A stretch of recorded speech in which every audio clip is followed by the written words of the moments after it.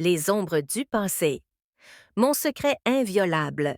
On dit que certains moments vous anantent jamais, collant comme des ombres silencieux, toujours présents. Cela fait 4 ans depuis ce jour-là, 4 ans depuis que tout a basculé. C'était censé être simple. Une sortie à la plage avec mon fils John. Mon mari Brody n'a pas pu venir. Il n'a jamais pu. Le travail passait toujours en premier et j'y étais habituée. Habituée à la solitude, mais ce jour-là n'était pas comme les autres, ni ce moment, ni maintenant. Nous avons étalé les serviettes de plage.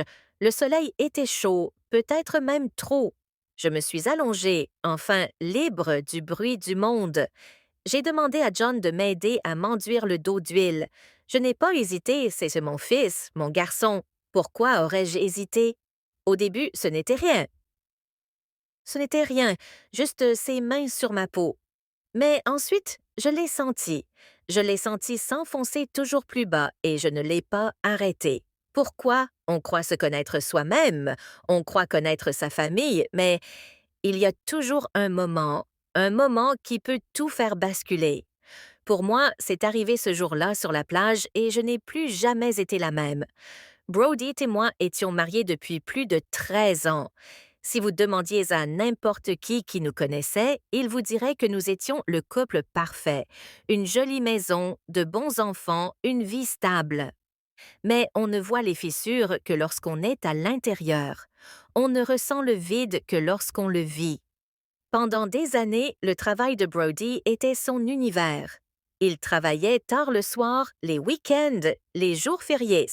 Je me disais qu'il le faisait pour nous, que les heures supplémentaires et le dévouement étaient pour la vie qu'il construisait pour notre famille. Mais après tout ce temps, cette histoire commence à s'effriter. À quoi bon une maison si personne n'y est jamais? Je suis devenue invisible à ses yeux. Quand il rentrait, il me regardait à peine. Il a cessé de me demander comment j'allais, ce que je voulais, ce dont j'avais besoin. Nous parlions par petites phrases, surtout des factures, des courses et des enfants. Il adorait John et sa petite sœur, dis-je, mais même avec eux, sa présence était comme une ombre. Il était là, mais pas vraiment. Je m'asseyais souvent à table en face de lui à me demander s'il me voyait encore. Ce matin-là, je me souviens d'être restée debout dans la cuisine tandis que Brody se précipitait vers la porte. Il a attrapé sa mallette, le haut de sa tête, et m'a regardé juste une fois. Désolée, Charlotte, je ne peux pas venir aujourd'hui. Un imprévu au travail. Je n'ai même pas protesté. J'ai simplement hoché la tête comme toujours, la gorge serrée. Je me suis dit que tout allait bien, John, et que je pouvais y aller seule. John avait 17 ans à l'époque, grand et mince, avec les mêmes yeux bruns que son père, mais un visage plus doux. Il n'a pas dit grand-chose, même quand je lui ai dit que nous serions juste tous les deux. Je pense qu'il s'était habitué lui aussi à ce que son père nous laisse tomber. Il a haussé les épaules, a pris les sacs et m'a suivi jusqu'à la voiture. Je l'ai regardé sur le siège passager en route avec ses écouteurs, regardant par la fenêtre comme tous les adolescents. Je n'ai pas pu m'empêcher de sourire. Il grandissait si vite, et parfois je me demandais si en un clin d'œil je n'allais pas le perdre de vue lui aussi. Le trajet jusqu'à la plage m'a paru interminable. Mes pensées vagabondaient comme toujours vers Brody. J'ai repensé à toutes les choses que nous faisions ensemble. Les soirées cinéma, les longues promenades, les virées sans but précis, juste pour le plaisir. J'ai repensé à la façon dont il me regardait, à la façon dont ses yeux s'illuminaient quand il me voyait. Je n'avais rien ressenti de tel depuis des années. Je n'avais rien ressenti du tout. J'en avais tellement marre d'être invisible. Nous sommes finalement arrivés et John m'a aidé à porter les sacs jusqu'à un endroit tranquille près de l'eau. J'ai étalé les serviettes pendant qu'il installait le parasol. Je ne sais pas pourquoi, mais j'ai soudainement ressenti le besoin de lui parler. Peut-être parce qu'il était seul ou peut-être avais-je simplement besoin de parler à quelqu'un. C'est agréable de sortir, n'est-ce pas? Dit-il en essayant d'avoir l'air enjoué. Il a simplement hoché la tête en repoussant ses cheveux en arrière, d'un geste de la main. Ouais, Midas. Je me suis allongée sur la serviette. La chaleur du soleil pénétrait ma peau. Je suis restée immobile un moment. Je me suis simplement laissée aller comme pour me libérer du poing des dernières années, ne serait-ce que pour 1 heure. Puis je me suis souvenue de l'huile. Je me suis tournée vers John. Tu peux m'aider à m'en mettre sur le dos? J'ai demandé. Je n'y arrive pas moi-même. Il m'a regardé un instant, presque hésitante, avant de prendre le flacon de ma main. Je me suis allongée sur le ventre sur la serviette et j'ai attendu. Le premier contact fut doux et prudent. Ses mains étaient incertaines, comme s'il ne voulait pas me faire mal. J'ai souri intérieurement car cela me rappelait quand il était petit, quand il me tenait la main pour traverser la rue. Ses mains étaient si petites à l'époque. Tu peux appuyer un peu? Ai-je dit, la voix étouffée. C'est bon, il a écouté et ses mains se sont raffermies tandis qu'il étalait l'huile sur mes épaules et le long de mon dos. J'ai fermé les yeux et j'ai essayé de me concentrer sur le rythme de pendant un instant, je me suis laissé aller à l'apprécier. Cela faisait si longtemps que personne ne m'avait touché, et cette pensée m'a frappé plus fort que je ne voulais l'admettre. Mais alors j'ai senti ses mains glisser lentement vers le bas avec précaution, le long de la courbe de mes reins. J'ai eu le souffle coupé et j'ai ouvert la bouche pour dire quelque chose, mais aucun son n'est sorti.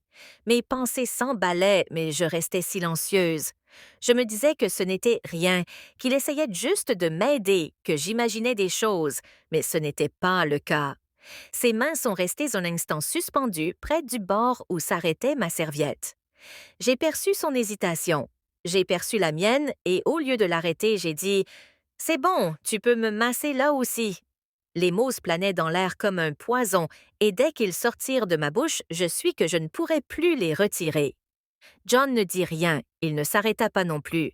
Je fermai les yeux très fort et sans main sur moi plus bas qu'elle n'aurait dû l'être.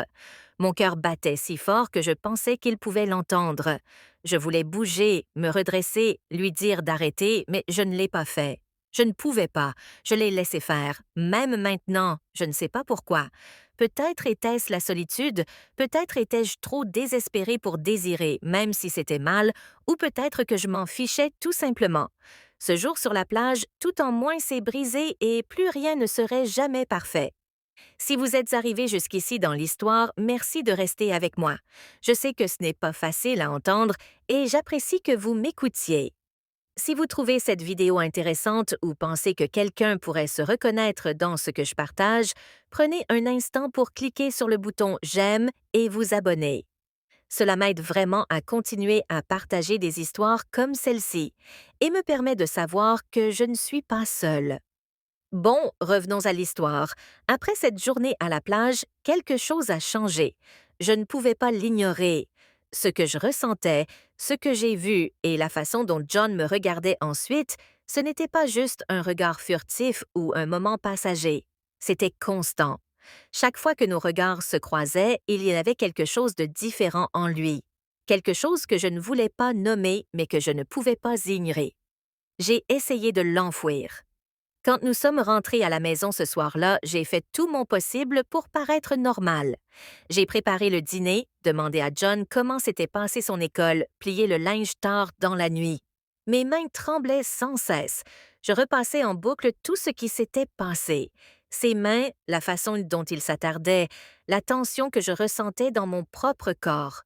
Je me détestais pour ça et je le détestais de me faire penser à mon propre fils. Brody n'a rien remarqué. Il est rentré tard comme d'habitude, lourd, le visage fatigué. Il a pincé sa joue par habitude, juste l'ombre de ce qu'elle était. Longue journée, ai-je demandé, espérant une petite conversation. Il a grognéjé et a hoché la tête déjà à mi-chemin du salon. C'était toujours comme ça. Sa présence semblait presque superflue et je me sentais à nouveau invisible. Cette nuit-là, allongée dans mon lit, je fixais le plafond tandis que Brody ronflait doucement à côté de moi. La maison était silencieuse, mais mon esprit, lui, n'y pensait pas. Je n'arrivais pas à m'empêcher de penser à John, à ses mains, à son regard. Je savais que c'était mal. Je savais que je devais y mettre un terme, quoi que ce soit, avant que ça n'aille plus loin. Mais il y avait une autre partie de moi, quelque chose de sombre, de solitaire qui voulait s'accrocher, qui avait soif d'attention d'être vu. Les jours passèrent et John ne dit rien, mais son silence était plus éloquent que des mots. Il ne m'évitait pas, pas vraiment. Au lieu de cela, il est resté plus près. Je l'ai surpris à m'observer quand je cuisinais, quand je faisais le ménage, quand je m'asseyais seule sur le canapé le soir et je l'ai laissé faire. Je ne l'ai pas arrêté. Je ne me suis pas arrêtée moi-même. Puis est arrivé le week-end suivant, c'était encore une fois, et la maison était étouffante. Brody était au travail un autre quart de nuit, me laissant seule avec John comme avant. Je lui ai demandé s'il voulait retourner à la plage, juste nous deux. Je ne sais pas pourquoi j'ai fait ça. Peut-être que je pensais que sortir me viderait la tête. Peut-être que je voulais me tester, voir si je pouvais tout repousser d'un coup. Le trajet en voiture était silencieux cette fois-ci. John n'a pas mis ses écouteurs. Pourtant, il est resté assis là, à regarder par la fenêtre, son genou tremblant nerveusement. Je voulais dire quelque chose, n'importe quoi, pour rompre le silence, mais chaque fois que j'ouvrais la bouche, le mot restait coincé dans ma gorge. Quand nous sommes arrivés à la plage, elle était presque déserte. Je me souviens du bleu de l'eau, de la douceur de la peau sur mon visage. J'ai étalé les serviettes comme avant et John m'a aidé à tout installer. Cette fois, je ne lui ai pas demandé de me masser le dos avec de l'huile. Je n'en étais pas capable. Alors, je suis restée allongée là, les yeux fermés, faisant semblant que tout allait bien, mais même les yeux fermés, je le voyais. Je le voyais me regarder. Le point de rupture est survenu plus tard dans l'après-midi. Nous avons décidé de nous rincer aux douches de la plage avant de rentrer, juste pour enlever le sable. Mais quelque chose s'est passé alors quelque chose que je ne peux toujours pas expliquer.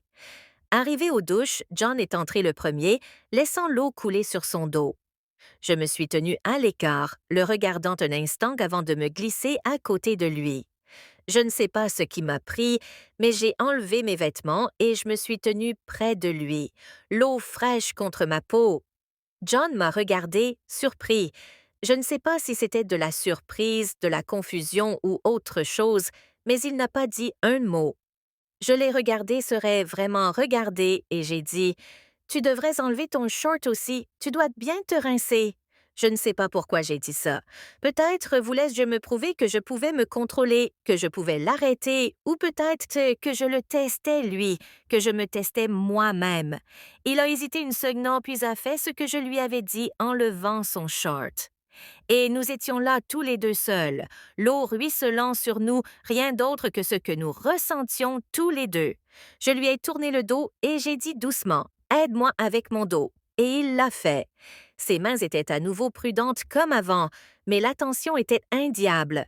Je la sentais en lui, je la sentais en moi. Quand il a posé sa main sur ma taille, je me suis figée. L'air sembla s'épaissir autour de nous. Le bruit de l'eau couvrait tout le reste. J'aurais pu m'enfuir, j'aurais pu l'arrêter. Mais au lieu de cela, je me suis penchée plus près de lui. J'ai saisi ses mains et les ai guidées vers moi, et quand je l'ai fait, il ne s'est pas éloigné. Ce qui s'est passé ensuite, je ne peux pas l'expliquer. Je ne l'expliquerai pas. Ce fut un instant, un flou de besoin, de solitude et d'autres choses. Je ne veux pas nommer. Ce n'était ni doux ni lent. C'était désespéré, passionné et profondément injuste. Mais je ne pouvais pas l'arrêter, je ne le voulais pas. Et quand ce fut fini, nous sommes restés là, l'eau ruisselant encore sur nous, le monde s'estompant, mais pas la vérité. Il m'a alors serré dans ses bras comme personne ne l'avait fait depuis des années, et je l'ai laissé faire. Après, nous n'avons pas parlé, nous nous sommes séchés, avons rangé nos affaires et sommes retournés à la voiture en silence. J'ai jeté un coup d'œil à John du coin de l'œil, son visage rouge, ses mouvements raides. Je savais que j'avais tout gâché. Je savais que nous avions franchi une ligne qu'on ne pourrait jamais revenir en arrière. Et pourtant, pour la première fois depuis des années, je me sentais vivante. Le trajet du retour fut silencieux au début. La voiture semblait trop petite, trop lourde, comme si l'air lui-même pesait sur nous. Je serrais le volant, essayant de me concentrer sur la route, mais mes pensées tourbillonnaient. Je voyais encore John, ses mains, son corps, le poids de ce que nous venions de faire. Je le regardais en cachette, ainsi sur le siège passager. Il était raide, le regard fixé sur la fenêtre, le visage rouge, la mâchoire serrée. Et puis, soudain, il a dit maman murmurée, la voix basse presque incertaine. Je ne l'ai pas regardé. Je ne pouvais pas, mais je l'ai entendu. Que s'est-il passé? Mon cœur a raté un battement. Un instant, j'ai pensé à faire comme si de rien n'était, à minimiser l'incident, à changer de sujet. Mais il était inutile de faire semblant plus longtemps, pas après ce que nous avions fait. J'ai pris une inspiration tremblante et j'ai répondu je ne sais pas, c'était de la vérité, ou du moins ce qui s'en rapprochait le plus. Je ne savais pas ce qui s'était passé ni pourquoi. Tout ce que je savais, c'est que tout avait changé. Nous sommes restés tous les deux si silencieux après seuls, assis là dans le noir. Je pensais que ce serait fini, que nous rentrerions à la maison, essaierions d'oublier et ferions comme si rien ne s'était passé. Mais John avait d'autres idées. Avant que je puisse ouvrir la portière de la voiture, il s'est penché et il a commencé à hésiter comme s'il avait peur que je m'éloigne. Mais je ne l'ai pas fait.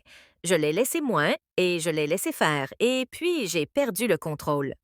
Je ne sais pas si c'était de la solitude, les années de négligence ou la façon dont John me regardait comme personne ne l'avait fait depuis si longtemps, mais je l'ai laissé faire là devant notre maison.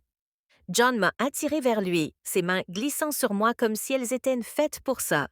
Je me sentais vivante, je me sentais désirée, je me sentais vue pour la première fois depuis des années.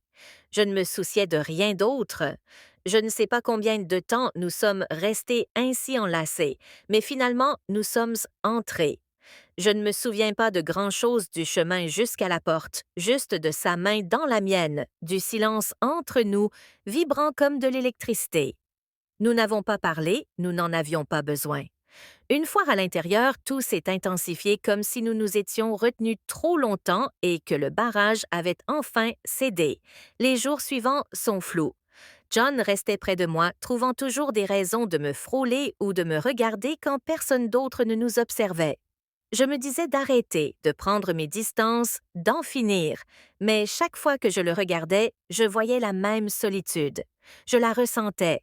C'était comme si nous étions le reflet l'un de l'autre, reflétant le même besoin, le même vide, et je ne pouvais pas dire non, je ne le voulais pas. La nuit allongée dans le lit à côté de Brody, fixant le plafond, écoutant le son de sa respiration. Je pensais à John dans la pièce d'à côté, à la sensation de ses mains, à la façon dont il m'avait redonné goût à la vie. Et puis je fermais les yeux rongés par la culpabilité. Je savais que ça ne pouvait pas durer, je savais que c'était mal, mais je ne pouvais pas m'arrêter. La tension entre nous s'intensifiait de jour en jour jusqu'à finalement exploser. C'était tard un soir, Brody était de nouveau au travail. Elle dormait et John et moi étions dans la cuisine. Je faisais la vaisselle, essayant de me distraire de tout quand je l'ai senti derrière moi. Je me suis retournée et là il me regardait de la même façon que sur la plage.